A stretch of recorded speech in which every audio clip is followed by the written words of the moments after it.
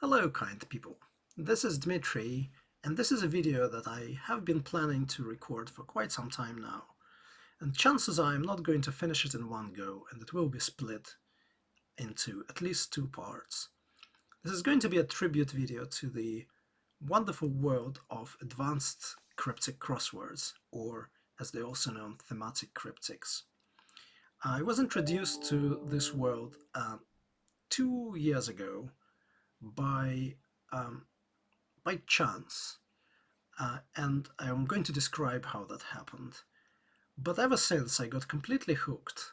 First, on something called the listener crossword, which is going to be the main subject of this video.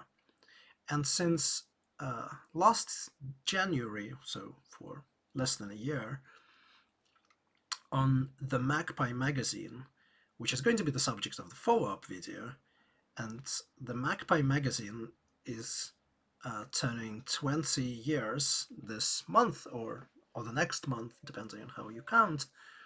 And so there is a special anniversary issue, or two special anniversary issues. One, the November one, has already been released, and the other one is coming any minute now as we speak, because they're usually released on the very end of the previous month. So the December one is going to be released now as we speak, as it is 28th of November.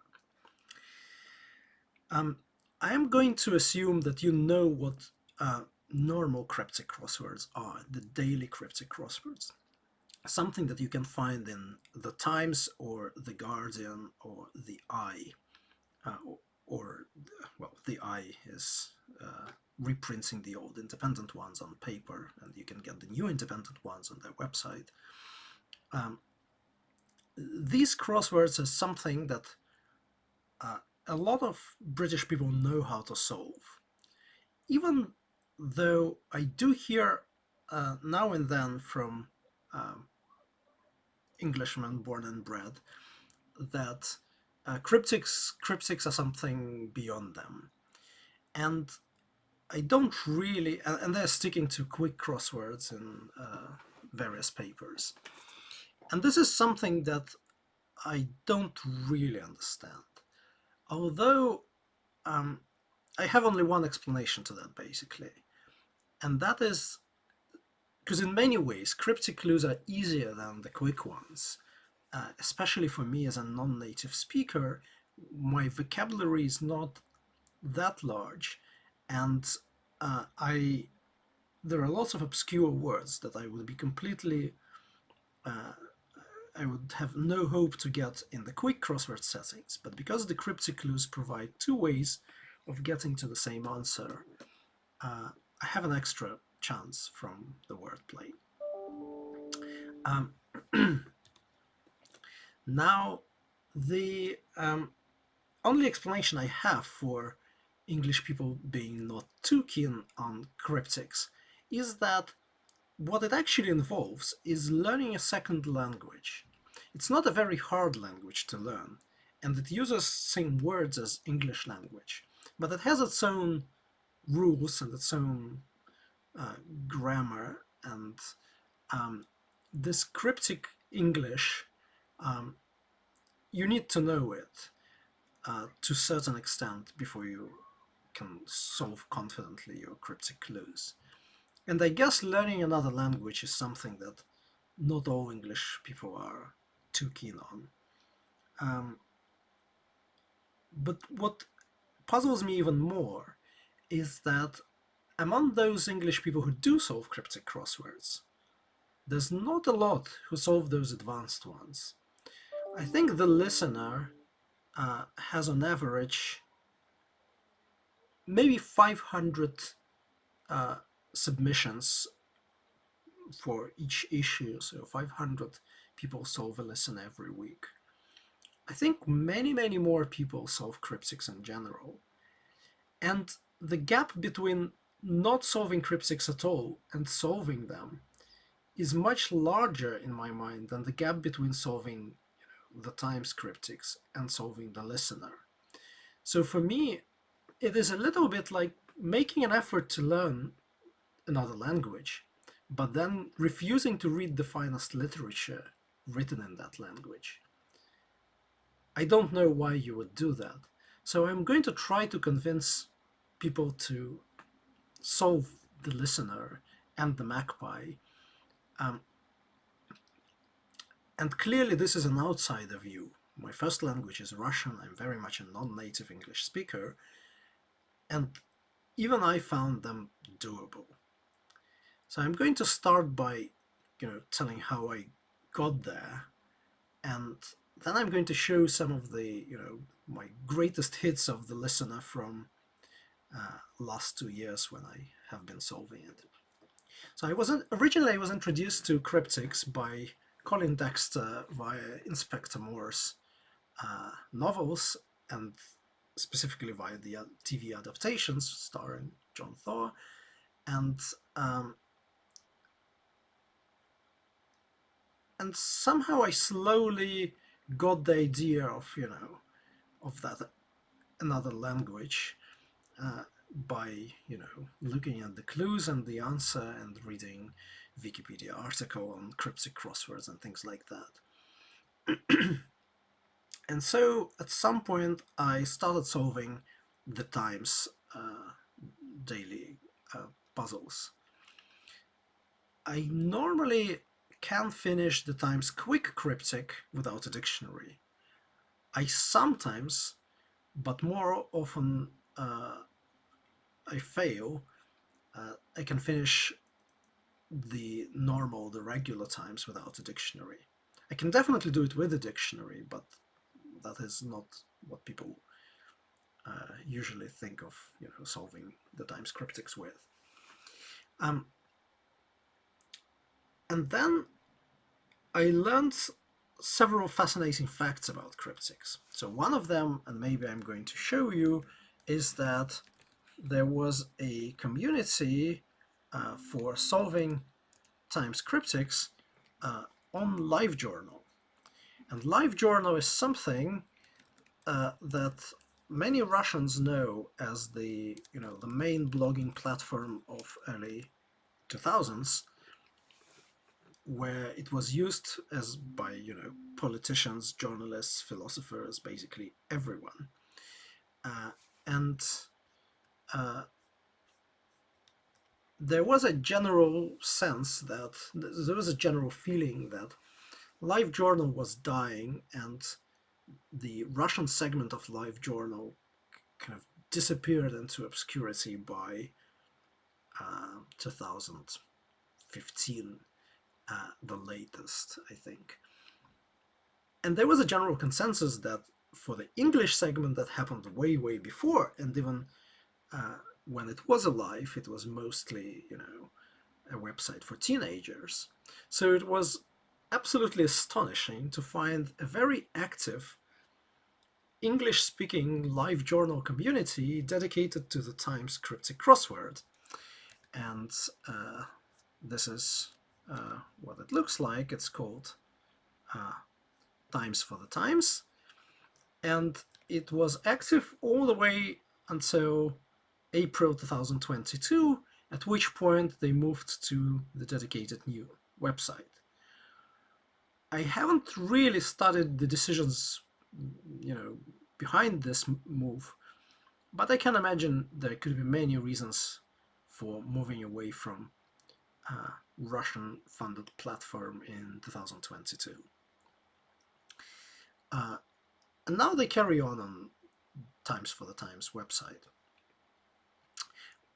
What is produced there every day is the explanation for all the clues.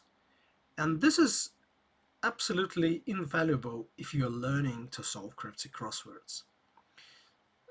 So the joy of discovery, an active English-speaking LiveJournal community dedicated to this hobby that I had discovered a little bit earlier, kind of pushed me a little bit forward in my cryptic proficiency.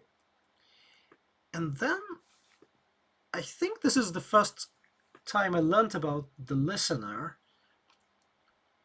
was basically by reading somewhere here about the individual bloggers. Let me try and search for the listener. Yes, I think basically I read something like that I usually do the Jumper, Mephisto, TLS crosswords, occasionally AZ, and this is another legendary crossword that celebrated its 50th anniversary in 2022, and clearly a separate video about AZ would be a good idea, maybe. And then it says, but for me the listen and themed crosswords generally is a step far too far. And I thought, whoa, what are those? Maybe I should try them one day.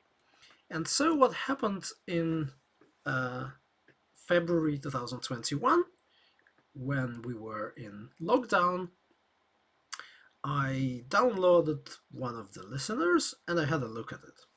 And I want to show them to you. So let me open it. So this was the very first listener I looked at, and it's called Not One by Nudd. And the first thing you notice, well, if you are used to the daily Cryptics, you notice that there are no blocks and there are it's a barred grid.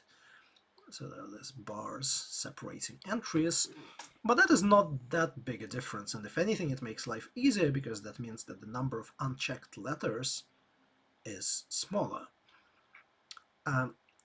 But here is the wonderful thing about the listener. So it has this absolute retro feel about it. For most of the cryptics, even those that offer prizes, you can enter, you could compete online, so you can go to the Times Crossword Club website and you can submit your entry online. Or you could maybe email it. Not for the listener. For the listener, you have to send a snail mail envelope to a certain address. And not only that, but this address is also not just a post box in, PO box number 52 somewhere. It is actually a home address of a fascinating person. It's a listener statistician who's been collating statistics for for the listener entries since I think it's 1985. So if you solve a single listener puzzle and you send it to this address, then your data, the data about your solve, is forever stored somewhere. And every solver could then request an annual statistics sent to them by the statistician. So normally that happens around March. So in March you could send an empty envelope to this address, and then back comes a rather wonderful pack of documents which would not only tell you the statistics for the previous year, but will also tell you where you made mistakes. So it will tell you that in the crossword number 4652 you forgot to shade what was required to shade and things like that. So this is something completely unique. Moreover, you could send your feedback to those puzzles with your entries, and this feedback will then reach the setters, and it's not uncommon for them to then reply with paper mail, with some comments and general thanks. So it's a wonderful community, and this immediately attracted me to the listener. The other thing which made me try and solve it and not be completely daunted by that is that when I opened this particular puzzle, first thing I saw was this one across, which is not surprising. This is normally first thing you see in the puzzle. And so the one across says, making one's life messy pukes up. Oh, and then of course there was a preamble. And the preamble said that in 24 clues, a letter in the definition is wrong. The corrections give a poet and the start of one of the lines of verse. Solvers must reflect the rest of this line and the following ones by removing 18 symmetrically placed words from the great columns and drawing a large symbol in the 78 resulting blank cells. This is actually a very straightforward and simple preamble when it comes to the listeners, and sometimes they're much longer and much more much trickier. So I read this and I thought that sounds interesting, and then I read this one across and I immediately saw that messy could be an anagram indicator, and I looked at this pukes up and I thought, whoa, that must be seppuku, which is the Japanese way of taking one's life.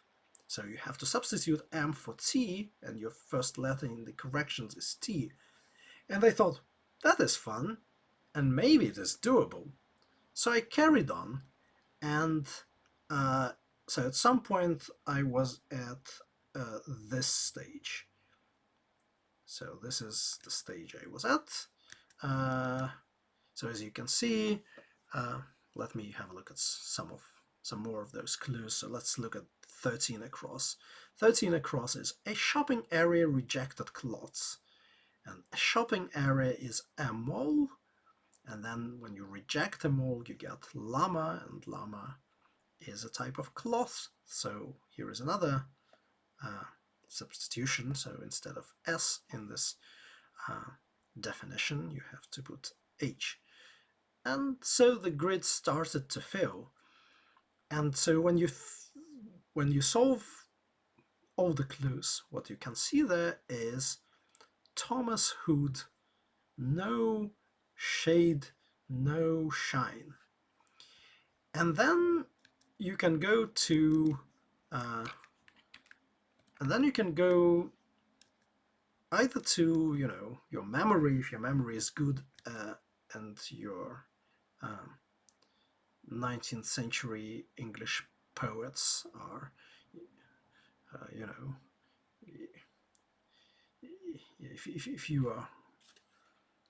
if you're well read in that area. I was not. I didn't recognize this quotation, so I had to Google it. But I did Google it, and here is what I found. That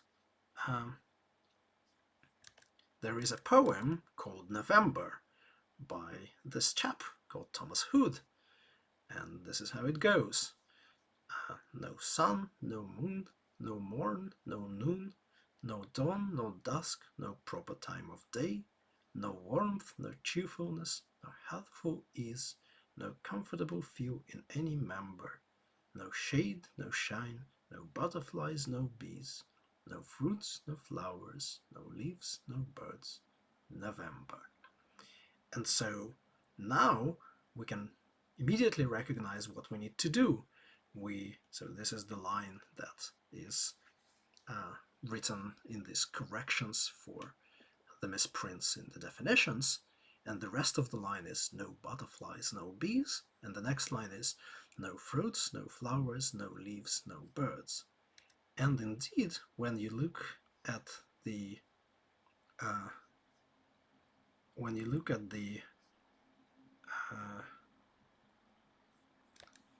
filled grid, you can recognize there in columns a lot of flowers, butterflies, birds, bees, and